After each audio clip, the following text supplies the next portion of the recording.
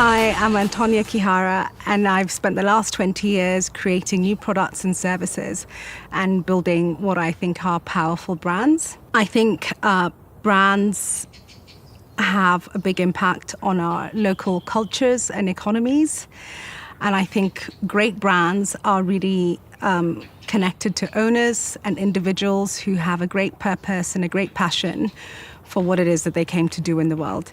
And I've always approached my strategy from that perspective, working with individuals to help them achieve their dreams. In this course, I'm really excited to go through the things that I believe create a good brand and a strong brand and a sustainable brand. So I'll be taking you through what I think are the most important elements. The first one is having a vision and being able to see where it is that you want to go for yourself. And the second one is being able to identify your purpose, because I believe that everybody came for a unique purpose. The third one is about positioning your brand and how this vision and purpose comes out in how you position yourself in the market. And then we will talk about getting organized and all the different facets of the sort of nuts and bolts that you need to think about in having a strong brand, because it's not all about just the intangible assets. And then we'll talk about communicating your brand and telling an authentic story and expressing your brand, how you do that. And then finally, we'll be talking about communication and marketing and how to express your brand. And then we'll end with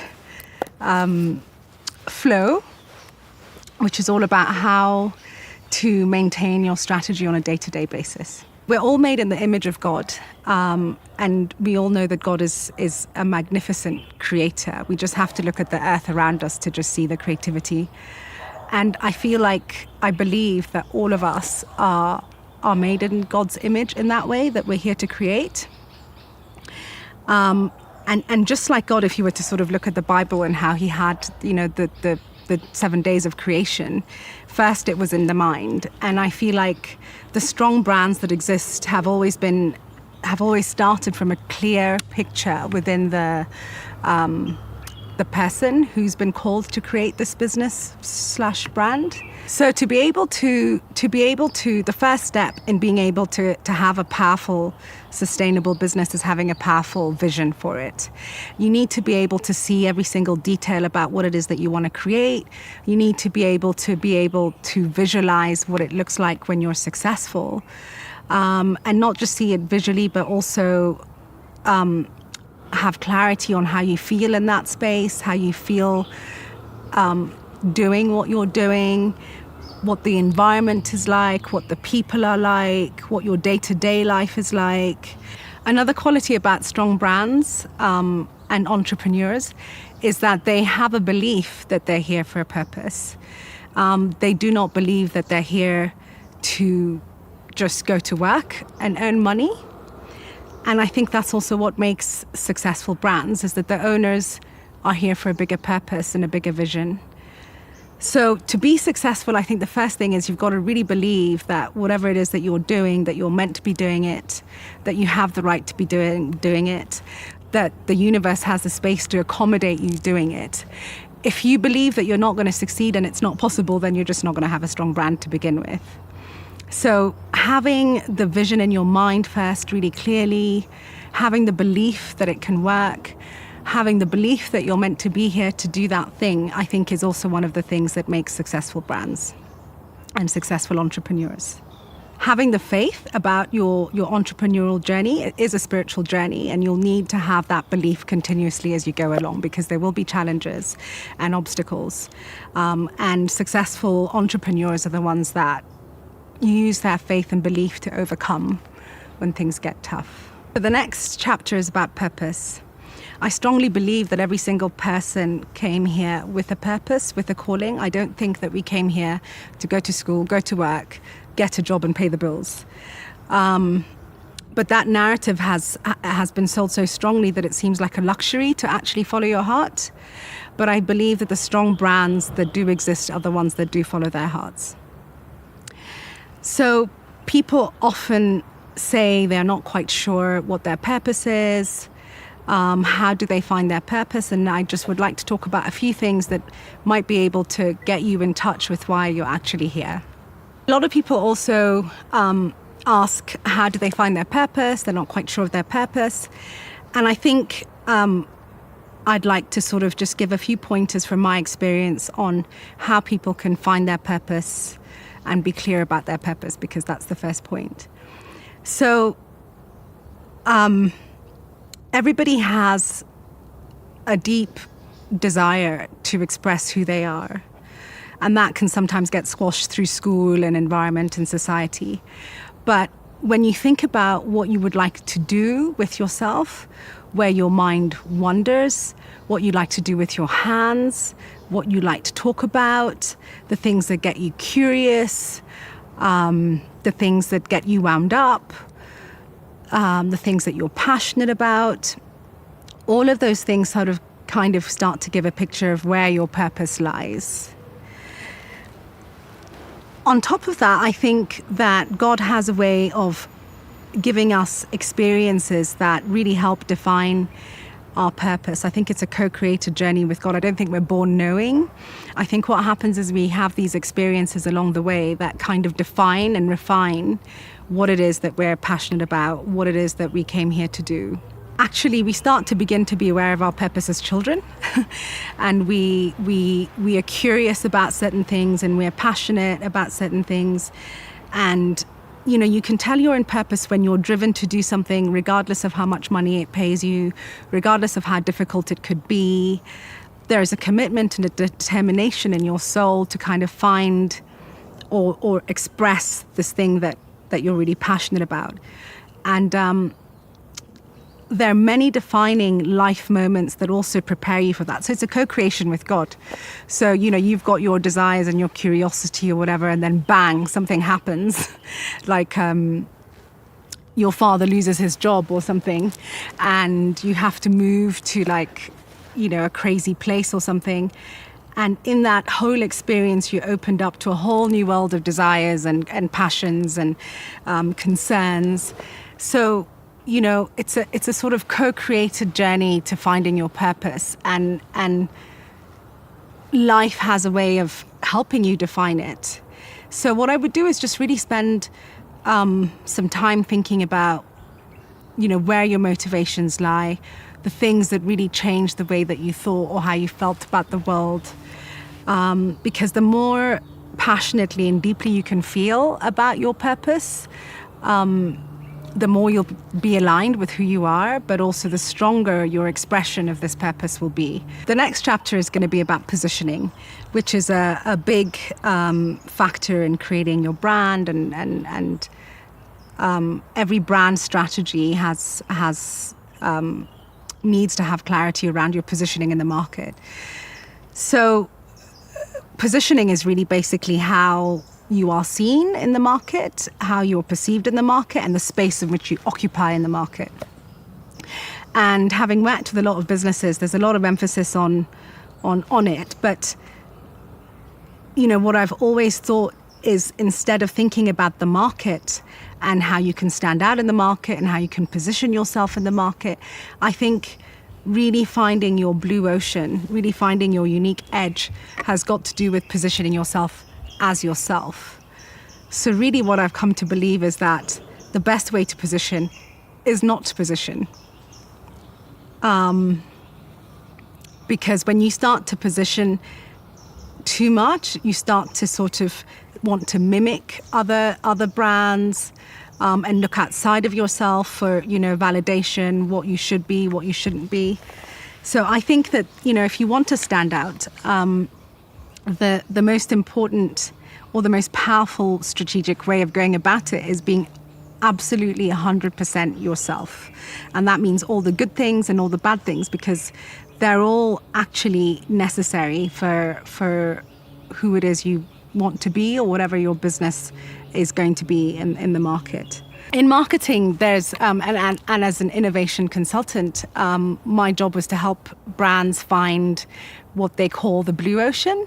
So there's a concept that in the marketplace, there's like the red ocean, which is where everybody's competing, products are similar, it's competitive, and it's also packed. And the blue ocean is the space that everyone wants to look for, which is unique, not a lot of competition, you stand out. The red ocean is called the red ocean because it's a bloodbath. Everybody's there. Everybody's doing the same thing, right? So let's say I'm selling bread and there's like 100 bread brands. How do I come into the bread market with something different? How do I carve out a space for myself? And if I was to come out with a gluten-free bread, for example, that had herbs and a different manufacturing process, then what would happen? Well, the ideal situation is on the shelf, you'd have all the breads and then you'd have this unique bread, which would be in the blue ocean. The biggest example when people talk about it is water, bottled water.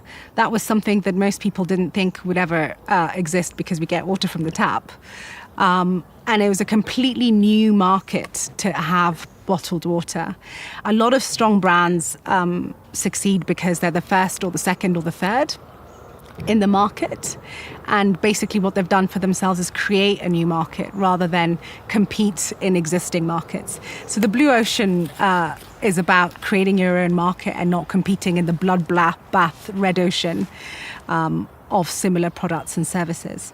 The truth of the matter is that there's absolutely nothing new in the world. Everything has been done before. Things just get revamped. So, trying to be unique is also a very hard thing. And that's why I think being able to bring all your life experiences and all the things that are only unique to you is what will give you the red ocean unique factor. It's about doing what has always been happening or what people have always been doing, but bringing your whole self wholeheartedly to it so that it's uniquely yours. And that way, you don't have any competition. So basically what I'm saying is the best way to beat the competition is by being uniquely yourself, because nobody else can be you. What's unique about you could be, and this is still going on about positioning, but what's unique about you is where you're from, your age, your life experiences, your parents' relationships, your friends, your teachers at school, what you watched growing up, your pain, your passion, your joy, your perspective, your way of doing things, people do a lot of the same things, but maybe you do it slower, maybe you do it faster.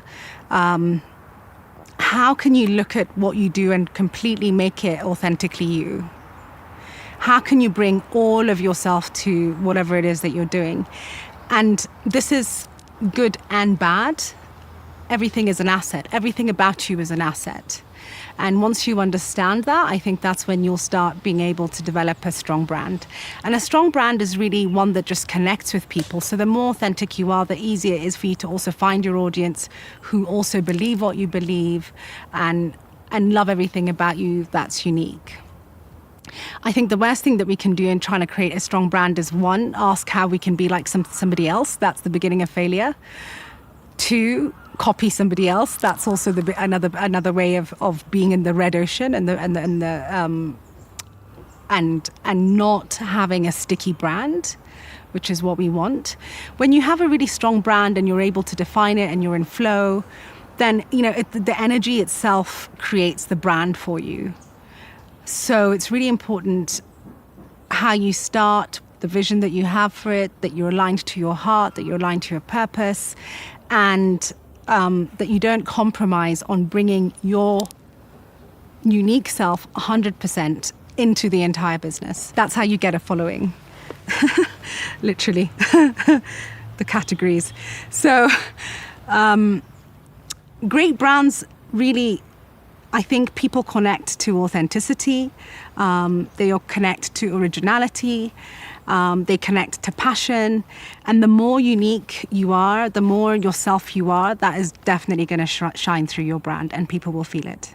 There are very many ways that you can bring your whole unique self to your brand and your business, because we're assuming that you're not the only one doing this business. No one can know yourself better than you, and you need to be able to know what your strong points are. And again, the way to sort of figure that out is just by following your heart. What is it that gives you passion? What makes you unique is very nuanced. It's difficult to tell from person to person how you can bring your own unique self to your brand. It could be the way you speak. It could be your language. It could be the pictures that you have in your mind. It could be your process. It's your style. It's your way. It's your tempo, it's your rhythm, it's the little things, it's the untangible things that actually can't be copied. And this is what will make you a unique brand. So depending on your personality, you can kind of just bring out whatever it is that you feel passionate to bring out. I don't think that I can say that there are any rules for you being you, but depending on your personality, there are many ways that your soul expression should come out in the business and in the product or service, in whatever it is that you're offering to people. The offering and how you offer it is what's going to make it unique. So process again, language, environment. When you look at all your brand touch points, so everything that your consumers might touch, see, feel is a point of expression. And it's a point where you can bring your own unique self to the product or service. So the next chapter is about strategy. And strategy is basically a plan. I like to use the husband and the 5 wives as a way to help you write down your plan. And that basically is defining what you're doing, where you're doing it, why you're doing it, when you're doing it, and how you're doing it. It's important to have the vision clear in your mind, but it's even more important to be able to write it down so that you can describe it to your business partners, to your staff, to your people, to everybody in the ecosystem needs to be clear about what it is that you're trying to achieve, but most importantly, yourself. So write it down, and if you can, have an accountability partner to be able to walk with you through the journey, making sure that you're sticking to your plan. Once you get into business, it's very easy to change course when you hit obstacles and when things get tough. But the greatest brands are the ones that really are undeterred in their purpose and go the long haul regardless of all the obstacles and things that might come in the way. As I've grown older, I think it's also important to diversify your revenue streams, because if you don't have a sustainable business financially, then it can get really tough. So I would recommend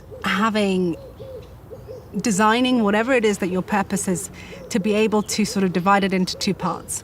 One part is what I call a bread and butter product, and this can be something that gives you revenue whether you're there or not. As an entrepreneur, it can be really hard to manage everything because you're everything, especially if you're a startup. And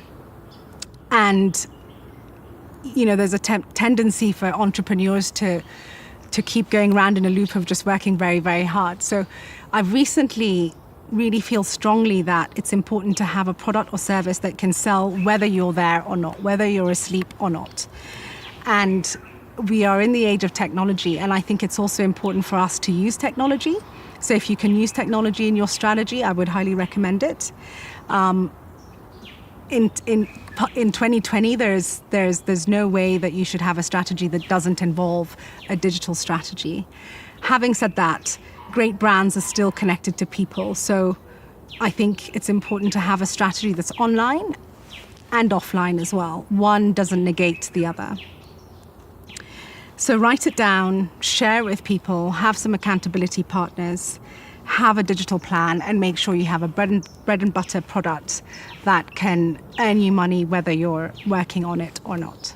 So the next chapter is about your marketing strategy and communicating your brand It's important to have a marketing strategy, but I think it's even more important to follow your heart.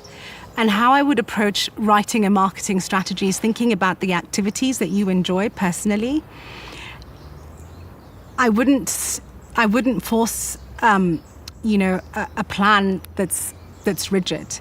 I would recommend more that you follow your heart when it comes to your marketing strategy. And you can tell by, how you wake up in the morning and what it is that you want to do. Ideas will flow through your mind about events or pieces of communication that you can put out there. But they really need to be inspired by your soul, by your spirit, by your purpose. If you do that, then your marketing strategies will be unique. It's not about having a flyer like somebody else or a website like somebody else.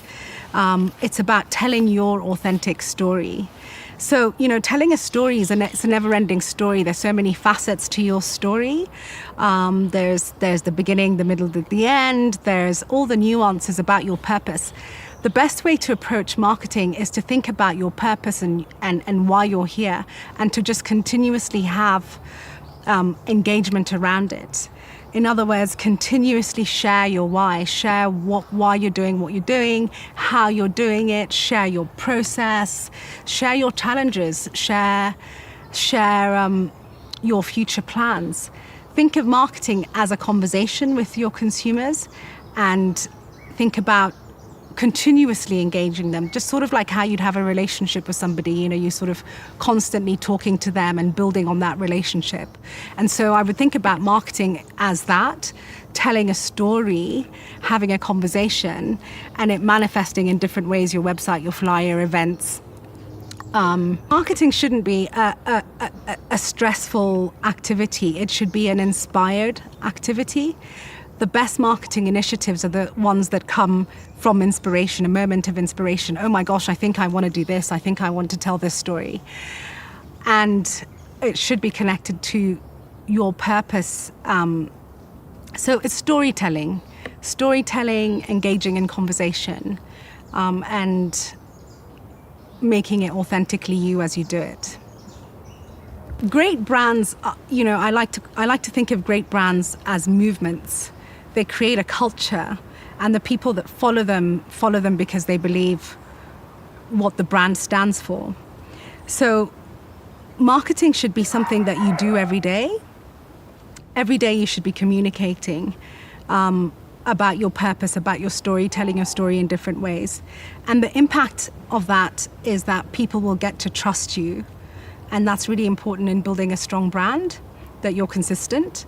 So people will begin to trust you, that you're there, you're not going anywhere. But they'll also begin to understand why they should buy your products over other people's products, or why they like your products over other people's products. So you need to explain this to them. And you need to, the more that you can come from the heart, the more powerful the impact will be. So it's not so much about how much money you put behind your digital advertising or whatever, or how many billboards you have. It's about how authentic your storytelling is that will create the most power. The impact obviously is a wider audience, a growing audience, which should really translate into more business, which should translate into a successful brand that's stable, has consistent revenue, has a consistent audience, a ready and available and loyal audience.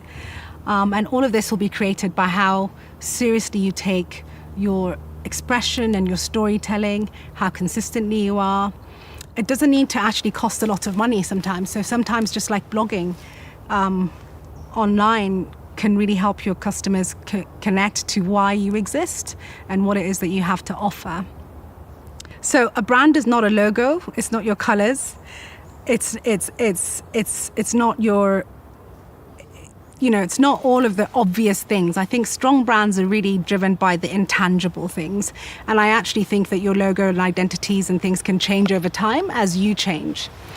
The best way to package yourself is by remaining true to yourself. And you are also going to go through changes in life. just general life experiences that will impact whatever it is that you are bringing to the table. I would say allow that to happen, allow that to flow, allow the natural changes to come because they're part of your brand story. The best way to package your brand is by remaining authentic. I think the more unfiltered, the more authentic, the less packaged you can be, I think the more successful your brand will be. The most powerful thing that you can do for your marketing is to keep going back to who you are, your unique expression, your unique qualities. The more yourself you are in your communication, in your language, in all touch points of your brand expression, the more powerful, memorable, sticky your brand will be. We're hardwired to notice what's different. So for example, if there was 30 sheep sitting around me and they were all yellow and one was red, we would notice the red one. So how do you stand out? By being completely yourself and then just giving it all the power you've got in sort of making it a really full expression, a really heartfelt, vulnerable expression of who you truly are. I can't emphasize enough how the worst thing you can do to have a strong brand is to try and be like somebody else or try and execute your idea like somebody else. If you're thinking about executing an idea that you've seen out there, then you're probably not in purpose, and you're probably not going to have a successful brand. Really, the most successful brands are those that are driven from such a unique and personal standing point or origination point that they can never be copied. And that's really what makes a strong brand. I don't think we should work hard to grow brands. I don't think that great brands are all about hard work. I actually think great brands are about great passion. And when you're really passionate, you won't mind doing the hard work. I think great brands also involve the entrepreneur being able to evolve as a person.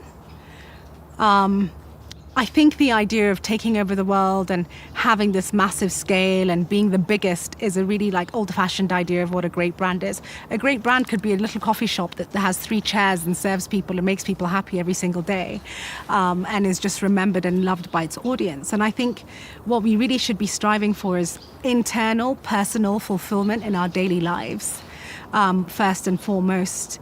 Making money is a symptom of being driven, of being committed, of bringing your best self to the world. I think when you do that, the money will automatically follow.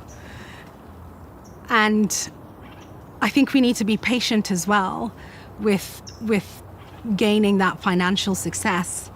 But if we're on purpose and we're quite clear about what we're doing and we're fulfilled on the inside, then really you've already won.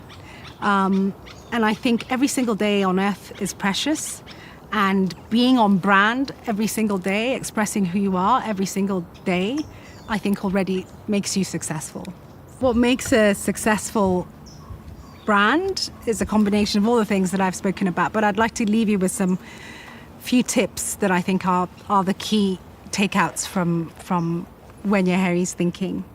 The first is just follow your heart. Don't forget to follow your heart. You should not consider your society. You should not be held back by the beliefs of your society and the people around you, your family, your friends. Purpose is a very personal thing, and you don't need the approval of anybody. The more you can get over that, needing the approval of other people, the more you can get over looking at the market and trying to figure out what the market wants, and the more you can bring what you want to bring to the world, I think the more success you'll have in the brand. The other thing is stick with it. It's going to be rough, it's going to be tough, but this is why passion and purpose is really important, because it should be something that you're so driven by that all the challenges and difficulties will, become part of your development as opposed to a problem. So stick with what you've decided to do. From all the entrepreneurs that I've worked with, I've seen the people that have stuck with their purpose and their passion are the people that have won in the end. Be you, don't apologize. When in doubt, be more you.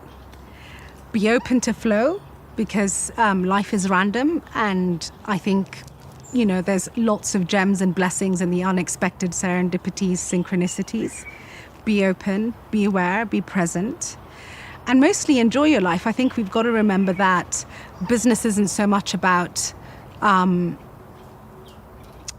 making money as much as it is about giving your life meaning.